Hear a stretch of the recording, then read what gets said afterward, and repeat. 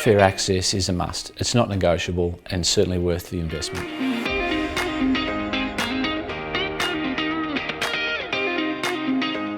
The City of Ballarat has got a policy of active women and girls and fair access. So what that does is guides our investment decisions. It means that we can invest in improved amenity facilities, whether they're change rooms, improved lighting to provide more opportunities for participants in sport. And it really put on the agenda the barriers that women were experiencing, opening up some change facilities for some netballers and talking to the netballers and saying, well, what did you do before? And they're talking about changing behind a tree and in their car and that sort of stuff. Yet the guys had pretty elaborate, well-established facilities and amenities. And so that was my aha moment to go, wow, we need to do better. What we've worked towards doing is ensuring that our female participants have got the same access as our male participants. Basic things like the change rooms, they're gender neutral toilets in there. When our female participants are in those change rooms, they're the only ones that are in the change rooms. We also make sure that our male and female participants have got the same access to equipment, so footballs, bibs, etc. There's no distinguishment between their equipment and other players' equipment, and it's all the same value and the same condition. With the equipment, the mallets that we use, if you find a mallet that's the right size and weight and all the rest of it that suits you, you're able to borrow it, so you don't have to have an outlay.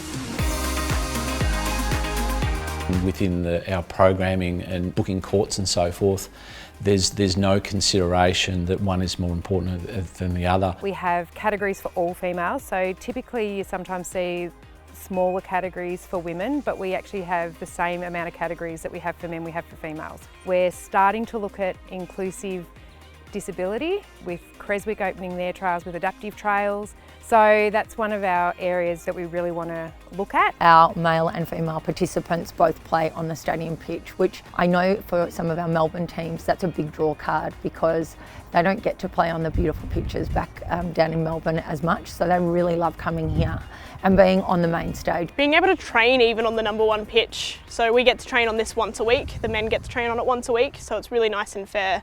In relation to playing week by week, the draws are generally just drawn out of a hat. So you play against different people, you play on different courts. So there's no one person that's making that decision and being fair or unfair to other people. It benefits clubs because they'll retain people, they'll provide that safe space, they'll provide the opportunities that everybody's looking for. And importantly, what we did in my first year was to ensure that the payments for players, or the budget for players, both the men's and women's program, was the same.